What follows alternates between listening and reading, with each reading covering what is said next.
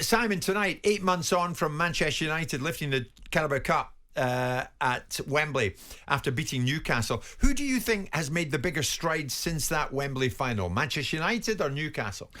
Oh, I think you'd have to say Newcastle in the here and now, wouldn't you? I mean, I would imagine if you look at the 10 games of last season that Newcastle started in and where they are now, there probably is a degree of comparison in where they are in the league. But now what they've done is they've played Champions League football, and they're beginning to be accustomed to the idea that they are a club that people are expecting big things from. Their football is a pleasure to watch most of the time. Their fan base are as engaged as any fan base you can possibly get. Yeah.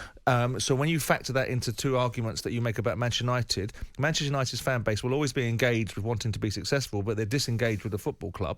The team's performance on the whole is scrappy and bitsy and disappointing, and you've got all kinds of issues left, right and centre, whether it's players that are speaking out of turn, players that have got themselves into hot water, and results that are very unbecoming of Manchester United, specifically at home. So you look at it and say it's comparing chalk and cheese. Now there may only be 2 places in the league between them, but in terms of direction of travel, put aside when you close your eyes and you think of Manchester United, these are two clubs heading in different directions. You've got a football club that's got all the expectation, a manager that's in complete harmony with the fans, a style of play that's beginning to manifest itself, and a group of players that are fully committed. Yes, you've got the Tonali situation that's caused a problem. Of course. And that is a challenge that a lot of football clubs have with players' behaviour. Yeah. But as a matter of course, you look at Newcastle and you say, most football clubs, I'll have some of that. Thank you very much. Because Man United, I'll have less of it. You've got a captain in the Newcastle side that's leading by example. You've got players that are pulling the same way. You've got players responding to the coach. Any of that ring true for Manchester United? No, it's a good point. It's a good comparison. But when you look at Newcastle, have they progressed or have they plateaued?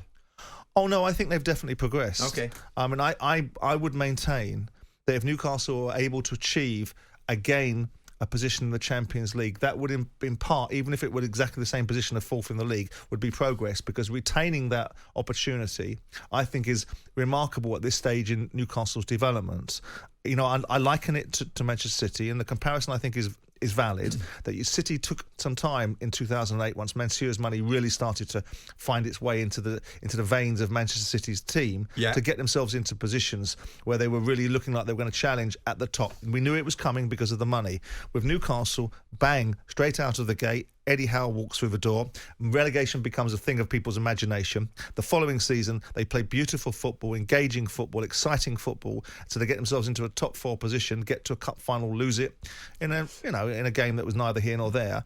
And here they are again. They're going to Champions League games. They show no fear. I think it was a great reality check against Dortmund, because I think that was a necessity. Okay, Robert Lee spoke about it, about the PSV grain of sand in their shoe after the Barcelona match 20 years earlier. Yeah. So I think undeniably Newcastle are still to me in forward motion. They're not plateauing. Not yet. Who did you say walked into the more difficult landscape, Simon? Ten Hag or Eddie? I would say possibly Ten Hag, because for the reasons being is United and the optics of United create this immediate fireball and this immediate attention span. Simon, Newcastle were almost bottom. They're almost gone to the Championship. But they had rid themselves of the Wicked Witch of the West. You know, Mike Ashley had gone, so there was this feel-good factor that even if Newcastle had got relegated, I think the fans would have still been supportive of a regime that perhaps was the change of direction. The brand of football was going to be different, but they didn't. So I think Ten Hag, because the expectation of Newcastle was, he's dead, thank God. Mike Ashley's gone, metaphorically. Yeah. Let's move on to a new opportunity. So I think that might have been a slightly softer landing. I know that there would have been a background noise that Eddie Howe might not have been the first choice because of Unai Emery. I don't suggest it's a free hit. In no shape or form was it a free hit, because he created almost instantaneously a different feel about Newcastle on the field. Not just the fans being totally in sync with a new ownership model, totally in sync with a new opportunity. But Ten Hag walks into this basket case car crash of a football club that staggers from one disaster to another, whilst dominating the back pages of the newspapers in every single instance of what they do, and dominating the radio waves. And that's a different kind of pressure, because United operate in a different vacuum than 95% of most clubs. So before kick-off tonight, Simon, are we agreeing that Newcastle have progressed? They've more than plateaued, they've progressed, but Manchester United have gone backwards?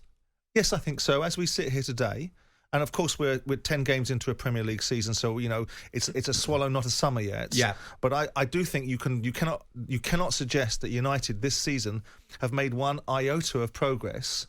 Newcastle have had a couple of fits and starts. Yeah.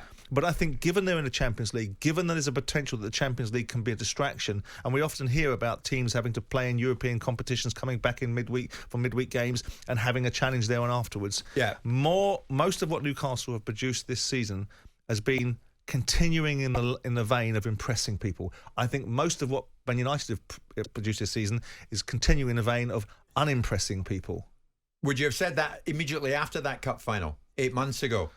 Well, you would have assumed that United were beginning to regain some of their poise, regain some of the sentiments and ideals that Ten Hag was brought in to try and instill in them. Yeah. Yet the same circle, and I know that the argument will be made by the Gary Nevilles of the world, and there is some validity in the argument about the environment that you create as an owner then drips down. But most of the time, if a football manager... most of the time, football managers want the ownership nowhere near them. They don't want to be. They want to be in their own space. Yeah. So when you're dealing with making appointments like Bruno Fernandes as your captain, and when you're dealing with like Danny Murphy regularly espouses of the lack of consequence for senior players or top players that don't do their jobs on the pitch that still find themselves in the team the following week. Yeah.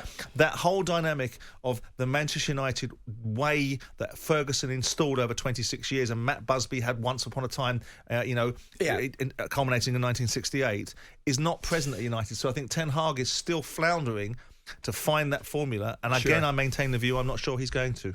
So tonight, a repeat of that Caraboa Cup final at Wembley, which Manchester United won 8 months ago. A repeat fixture tonight, this time at Old Trafford. Jim White and Simon Jordan. Monday to Friday mornings from 10 on AM, on DAB, via the talkSPORT app and on your smart speaker. talkSPORT.